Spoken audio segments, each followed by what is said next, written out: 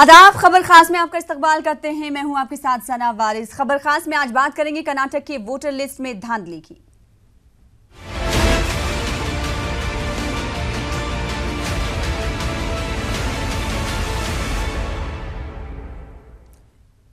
कर्नाटक की voter list से 15 लाख से ज्यादा मुस्लिम वोटरों के नाम गायब होने की खबर सामने आई है। ऐन इंतखाबात से कबल इस तरह का मामला सामने आने से रियासत के अक़लियती तबके में तशवीश देखी जा रही है। अक़लियती तबका इस मामले में इलेक्शन कमीशन से आज खुद नोट लेने का मुतालबा कर रहा है।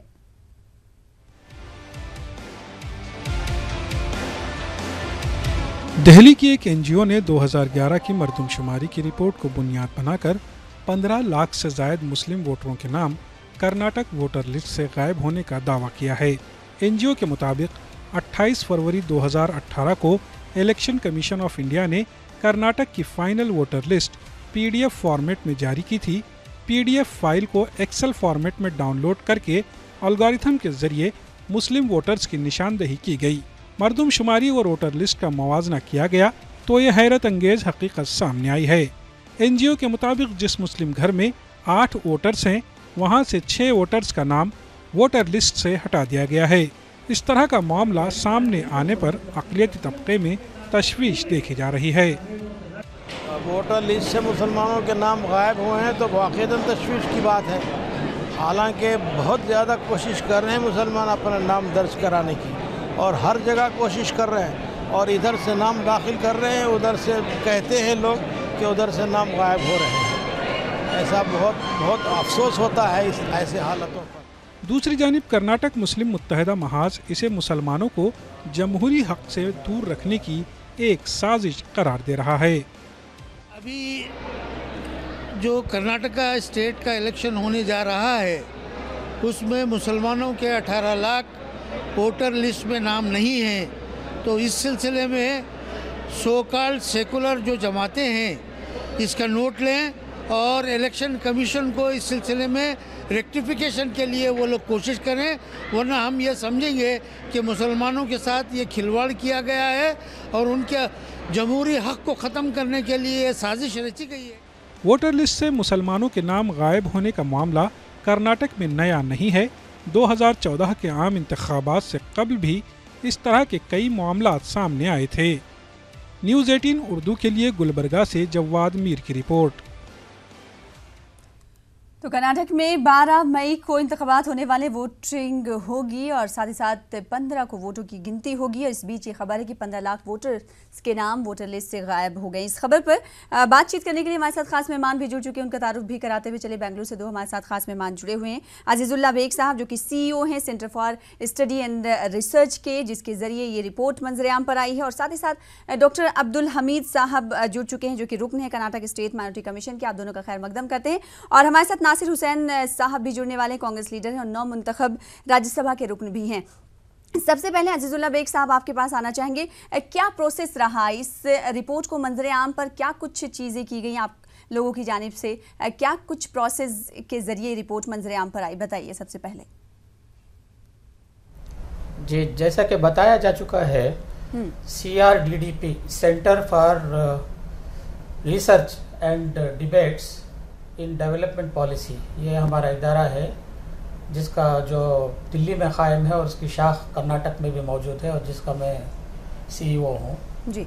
तो हमने ये देखा अपनी तहक़ीक़ से कि बहुत से ऐसे घर फहरिस्त में दिखाए गए हैं जहाँ पर सिर्फ एक मकीन रहता है, एक वोटर रहता है जी। और ऐसे घरों की तादाद हमें ये देखकर ताज्जुब हुआ कि तकरीबन 35 से 40% है, जबकि मरदमशुमारी की रिपोर्ट के मुताबिक एक मकीन के रहने वाले घर जो हैं उनकी तादाद ज़्यादा से ज़्यादा 5% है, उससे ज़्यादा हो नहीं सकती। तभी हमको ये शक हुआ और इसीलिए हमने ये तहक़ीक़ की और हमारी टीम ने ये पता लगाया। और जब ये लिस्ट लेकर हम कॉन्स्टिट्यूंसी में गए, हलकों में गए जी, और रज़ाकारों के ज़रिए पता लगाने की कोशिश की कि वाकई इतने सारे घरों में एक एक ही वोटर रहता है, तो हमें देखकर ताजुब हुआ कि हर घर में एक से ज़्यादा चार वोटर हैं, 5 वोटर हैं, 8 वोटर हैं, लेकिन सिर्फ एक नाम दर्ज हुआ है या 2 नाम दर्ज हुए हैं। तो इस तरह हमारा अंदाज़ा है कि 224 हमारे जो असेंबली हल्के हैं कर्नाटक के जी। उसमें कुल मिलाकर 15 से 18 लाख तक के वोटर, मुस्लिम वोटर्स, उनके नाम फहरिस्त में शामिल नहीं हुए हैं या काट दिए गए हैं। या क्या हुआ है इसका हमें भी तशवीश पूरी तरह इल्म नहीं है, लेकिन ये एक हकीकत है। जी।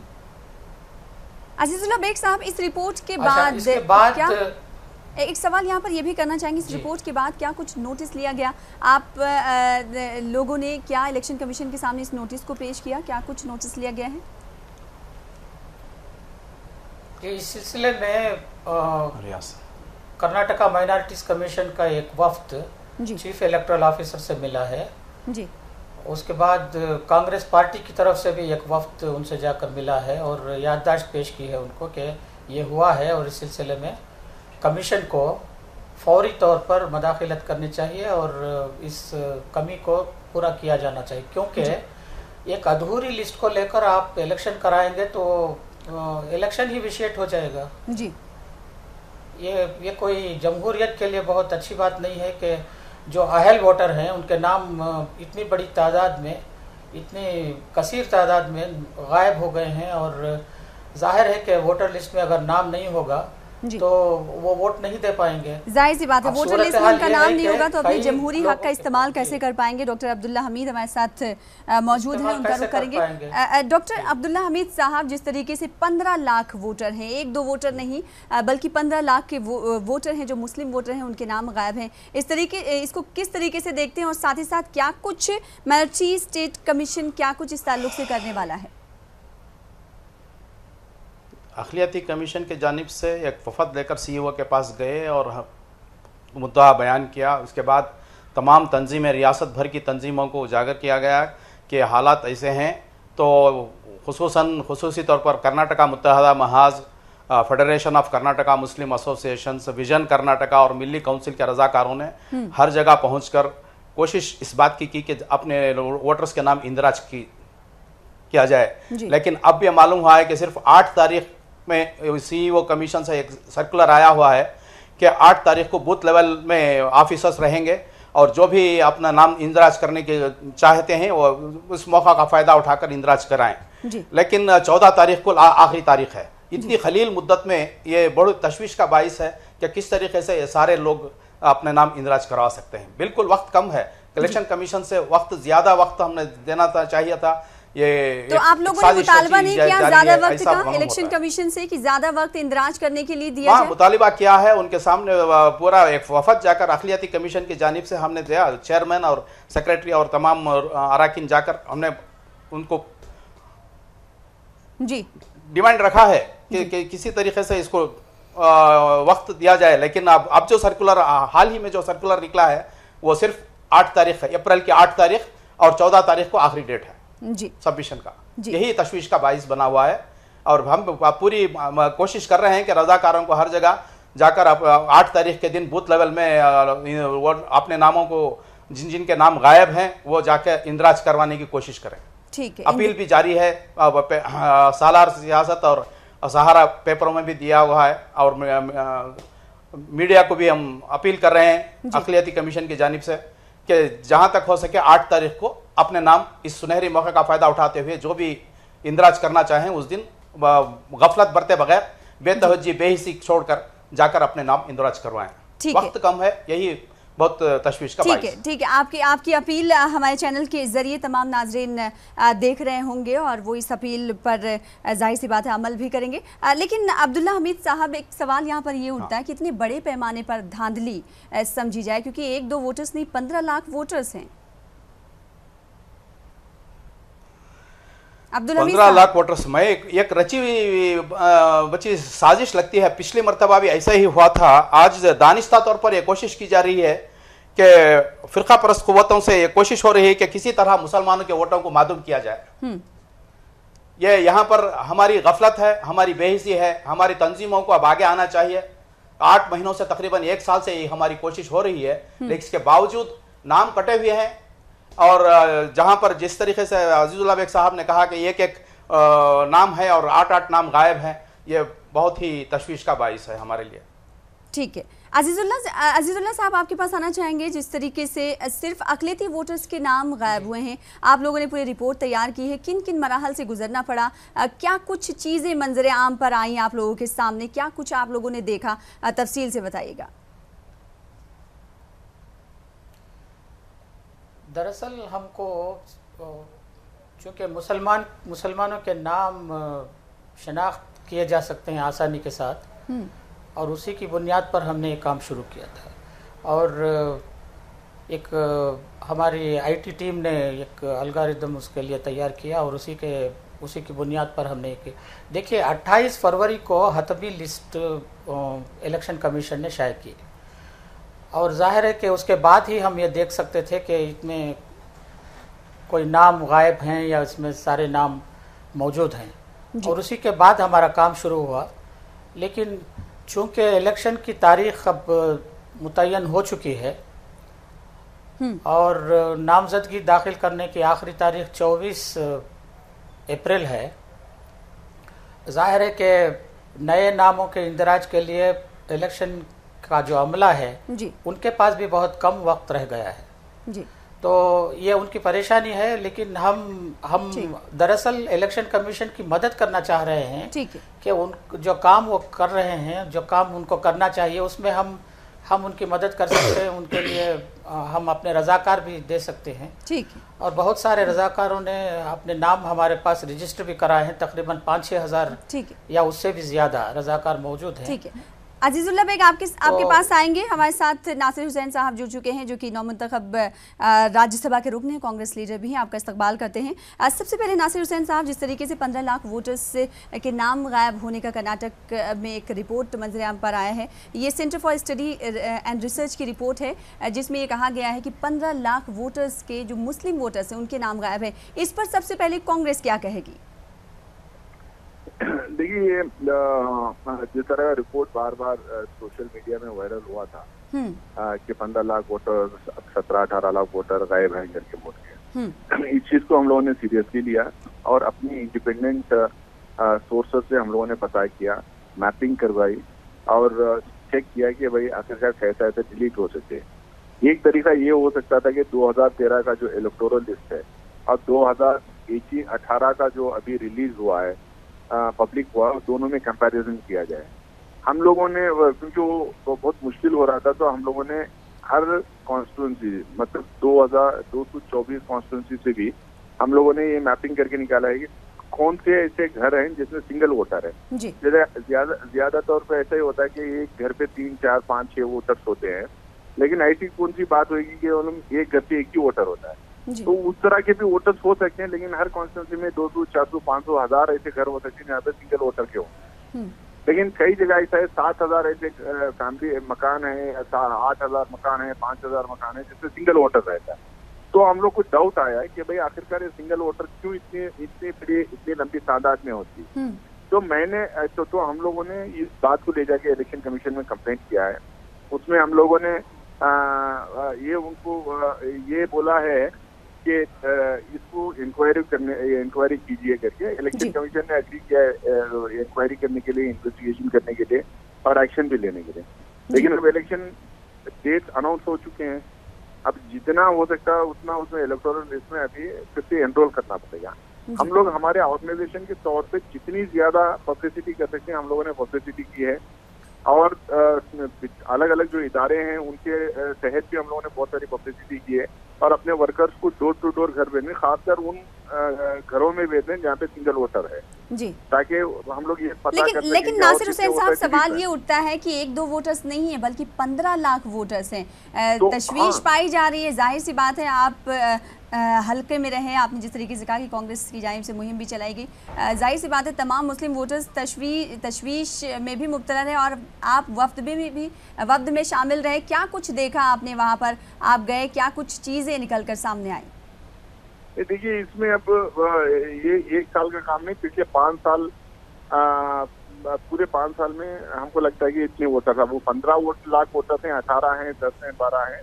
ये बहुत मुश्किल है इसको गेज करना, एक नंबर पर अराइव करना बहुत ही मुश्किल काम है। लेकिन ये बात इतनी जरूर है कि बहुत सारे मुस्लिम वोटर्स के नाम डिलीट किए गए हैं। अब कितना है ये सिर्फ वक्त ही बताएगा। जी, आपको क्या लगता है ऑर्गेनाइज तरीके से ये किया गया है?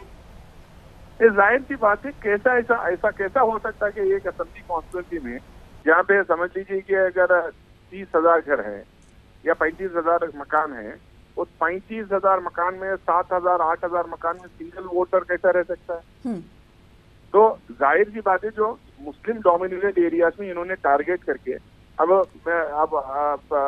शोहर का नाम है, बीवी का नाम नहीं है जी, माँ बाप का नाम है, बच्चों का नाम नहीं है। तो ये जानबूझ के हमको लगता है कि बहुत ही ऑर्गेनाइज तरीके से किया गया है। अब ये कौन है इसके पीछे, इसकी क्या साजिश है, ये कैसा करे, हमको लगता है कि इलेक्शन कमीशन खुद इस पे इंक्वायरी करना पड़ेगा। या नहीं तो और फिर जब किसी को अपना जो हक है, वोट डालने का हक है, वो मतदान करने का जो हक है, अगर वो किसी का भी छीना जा रहा है तो और हर किसी को राइट है कि वो अपने कोर्ट में जाए, लीगल रिकोर्स करें, केस करें। अब हम लोग जो है इलेक्शन कमीशन में फिलहाल केस किए हैं, हमारी पार्टी को पूरे हमने ग्राउंड पे लगा दिया है वोटर्स को दोबारा एनरोल करने के लिए। देखते हैं आगे क्या होता है। जी, डॉक्टर अब्दुल हमीद साहब, एक सवाल आपसे करना चाहेंगे, क्या लगता है कि अक़लियतों को जमहूरी हक से दूर रखने की कोशिश है ये? जी, अक़लियतों को जमहूरी हक से दूर रखने की कोशिश एक ये है? हाँ, एक साजिश रची हुई है जी। वरना अब ये बात हो सकती है कि पिछले 2013 के इलेक्शन में जो वोटर लिस्ट थे, उसको जिन जिन घरों में वो नाम है उसको बाकायदा उनको वोटिंग का हक दिया जाए, यह मुतालिबा हम कर सकते हैं जी। 2013 में जो थे और 2018 में जो नहीं है, लेकिन वही माँ बाप हैं, वही बच्चे हैं, बदल नहीं सकते। तो लिहाजा हम अक़लियती कमीशन की जानिब से फिर एक मरतबा दोबारा CEO से कांटेक्ट करेंगे कि 2013 की लिस्ट को भी वोटिंग करने का हक दिया जाए। ठीक है, वोट मामूली बात नहीं है, एक तो ये एक सिफारिशनामा है और मुश्तरका हुकूक का हमारा हक है जी, हुकूक मुश्तरका का हक है, इसको हम ज़ाया होने नहीं देना चाहिए जी। अजीजुल्लाह बेग साहब, क्या लगता है वक्त बहुत कम बच रहा है क्योंकि इलेक्शन होने वाले, वोटिंग होने वाली है अगले महीने में, ऐसे में दोबारा वोटरों का इंदराज करना कितना मुश्किल काम है? क्या सभी वोटर्स जो हैं जमहूरी हक का इस्तेमाल कर पाएंगे? जी, दरअसल देखिए, इलेक्शन कमीशन एक बहुत बड़ी तंजीम है और फिर हर रियासत में उसका एक मशीनरी है जी। और सारे डिप्टी कमिश्नर्स जो हैं डिस्ट्रिक्ट इलेक्शन ऑफिसर्स होते हैं, चीफ इलेक्टोरल ऑफिसर जो हैं उसके सरबराह हैं और उनके पास इतना अमला मौजूद है कि वो जंगी पैमाने पर यह काम कर सकते हैं अगर वो चाहें तो जी। क्योंकि ये आपने जो बार जो आपने कहा कि 15 से 18 लाख वोटर हैं, तो ये वोटर एक जगह नहीं है, 224 असम्बली हलकों में बटे हुए हैं, मुख्तलिफ जगहों पर हैं और हर जगह अब अगर वो ये तहैया कर लें कि हमको हर अहल वोटर को, हर जायज़ वोटर को लिस्ट में शामिल करना है, तो एक काम आसानी के साथ कर सकते हैं और हम दावे के साथ कह रहे हैं कि हम उनकी मदद करने के लिए तैयार हैं, बशर्ते कि कर्नाटक के चीफ इलेक्टोरल ऑफिसर इसके लिए आमादा हो जाए। उन्होंने कल एक वफ्द को ये तयक़ुन दिलाया है कि वो ज़रूर इसकी तहक़ीक़ करेंगे, क्या किया जा सकता है वो देखेंगे।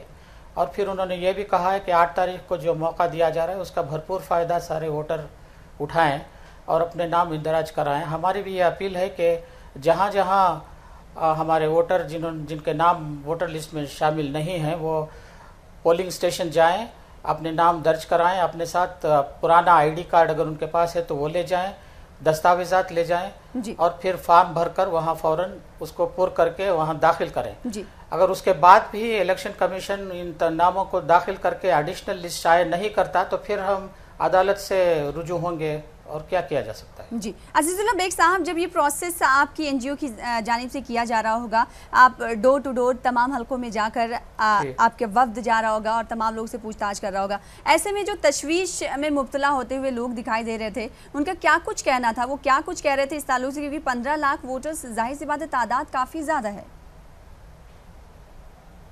नहीं, जाहिर है कि पूरे तबके में गम गुस्से की लहर है और लोग बहुत परेशान हैं और उस पर तशवीश जाहिर कर रहे हैं।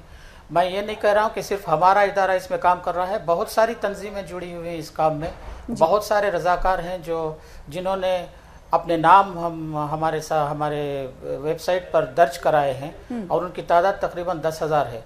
10,000 से ज्यादा रजाकार हमारे पास मौजूद हैं। अगर इलेक्शन कमीशन चाहता है नासिर तो हुसैन साहब हम हमारे साथ एक बार फिर से जुड़ चुके हैं, उनसे जुड़ना चाहेंगे, उनसे सवाल करना चाहेंगे। नासिर हुसैन साहब, कर्नाटक में ऐसा आखिर कैसे हो सकता है, अगर ये कहें कि 15 लाख वोटर के नाम काट देना काफ़ी बड़ा मामला है, इक्का दुक्का नहीं है, क्योंकि कभी कभी हम देखते हैं कि नाम में मिसप्रिंट होता है या फिर कुछ चीज़ें होती हैं, एक फ़र्द का नाम है एक ख़ानदान में नहीं होता है, लेकिन यहाँ पर 6 फ़र्द एक ख़ानदान में है जिसमें से 2 का नाम है, 4 का नहीं है। मैं वही कह रहा हूँ, एक तो जो है ये कितने लाख वोटर्स है, इसकी कितनी लंबी फहरिस्त है, ये थोड़ा मुश्किल है कहने के लिए, इसमें थोड़ी दिक्कत होगी, क्योंकि अंदाजा क्या कह सकते हैं, एक्यूरेसी इसमें नहीं है एक। और दूसरा जो है ये 224 असेंबली कॉन्स्टिट्यूएंसीज जो है सारे कॉन्स्टिट्यूएंसीज में ही हुआ। इसका मतलब जो है अगर इसके पीछे अगर कोई बड़ा हाथ नहीं है, अगर इसके पीछे एक लार्जर डिजाइन नहीं है, अगर इसके पीछे एक बहुत बड़ी साजिश अगर नहीं है, तो मुझे नहीं लगता कि ये मुमकिन है। कोई अपने लेवल पे छोटे लेवल पे कर ही नहीं सकता जी। यानी कांग्रेस ये समझ रही है कि सोची समझी साजिश के तहत ये किया जा रहा है।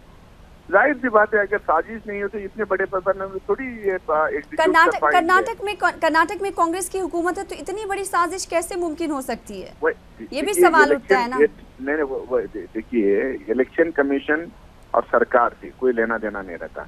इलेक्शन कमीशन एक ऑटोनोमस बॉडी होती है और सरकार अपनी जगह रहती है। ये अगर सरकार के अंडर काम करने वाली इंस्टीट्यूशन होती है इलेक्शन कमीशन, तो शायद इस चीज को होने का सवाल ही नहीं पैदा होता। लेकिन अब हम लोग को पता लगा है, और मैं बार बार ये बात के ऊपर स्ट्रेस कर रहा हूँ कि कितनी बड़ी तादाद में हुआ है, ये किसी को पता नहीं, सिर्फ अंदाजे पे कहते हैं, किसी के पास एक्यूरेट नंबर भी नहीं है, एक्यूरेट एक्यूरेट नाम भी नहीं है कि किन किन आदमी का, किन शख्स का जो नाम इससे डिलीट किया गया करके। तो इसीलिए मैं नंबर नहीं कहना चाहता हूँ, लेकिन जरूर एक साजिश है, जरूर कुछ लोग इसमें मिलके काम को अंजाम दिया है। हम लोगों ने इलेक्शन कमीशन में डिमांड किया है, क्योंकि ये बहुत बड़ी एक बहुत बड़ी एक डेमोक्रेटिक कंट्री में, एक डेमोक्रेटिक प्रोसेस में ये एक बहुत बड़ा एक भूल हो जाएगी देश की तरफ से, या नहीं तो रियासत की तरफ से ये भूल हो जाएगी अगर इस तरीके के हाथ से, इस तरीके की एक साजिश कामयाब होने में हम देंगे तो कांग्रेस की तरफ से पहल हुआ है, दूसरे पॉलिटिकल पार्टीज भी इसमें बात कर रहे हैं, इंडिपेंडेंट लोग भी, एनजीओज भी, सिविल सोसाइटी ग्रुप भी इस चीज में आवाज उठाए हैं।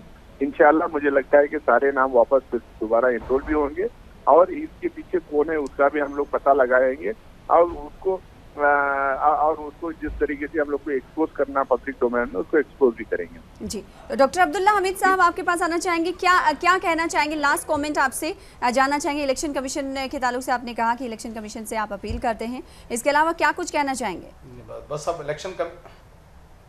बस तमाम रियासत के अवाम से यही अपील करना चाहूँगा कि 8 तारीख जो दी गई है, इसमें जहाँ तक हो सके तमाम रजाकार मिलकर, जहाँ मैं कर्नाटका मुत्तहदा महाज से, मिली काउंसिल के नौजवानों से और Karnataka federation of Muslim association के नौजवानों से और विजन कर्नाटका के रजाकारों से मैं अपील करना चाहूँगा, सारी रियासत कर्नाटक में अपने अपने रुसूख इस्तेमाल करें और जहाँ तक हो सके बेहिसी के बना 8 तारीख को अपने नाम इंदराज करवाने की कोशिश करें। आधार कार्ड ले जाएं और अपने फ़ोटो शनाख्ती कार्ड जो पहले थे वो ले जाएं, और जहाँ तक हो सके इस सुनहरी मौके का फ़ायदा उठाएं। जी, अजीजुल्लाह बेग साहब आप क्या कहना चाहेंगे? एक हैरत अंगेज हकीकत आपकी एनजीओ की जानिब से मंजर आम पर आई है। जी देखिए, मुझे बहुत बड़ी खुशी हुई कि बहुत सारी तंजीमें और बहुत सारे रजाकार हमारे साथ जुड़े हैं और इस काम में पेश हैं। और मैंने जैसा कि पहले कहा, अब भी वक्त है, अगर जी, अब भी वक्त है, लोग अपना नाम इंदराज करा सकते हैं। हमारे साथ खास मेहमान जुड़े हुए हैं और इस खास मुद्दे पर उन्होंने बातचीत की। आपको बता दें कि कर्नाटक में ऐसा हुआ है कि 15 लाख वोटर्स के नाम वोटर लिस्ट से गायब कर दिए गए हैं। इस पर हमने खास बातचीत की। हमारे साथ 3 खास मेहमान जुड़े हुए थे। बेहद शुक्रिया आप तमाम तीनों का हमारे साथ जुड़ने के लिए और इस खास मुद्दे पर बातचीत करने के लिए। फिलहाल इसी के साथ इस बुलेटिन में इतना ही। आदाब।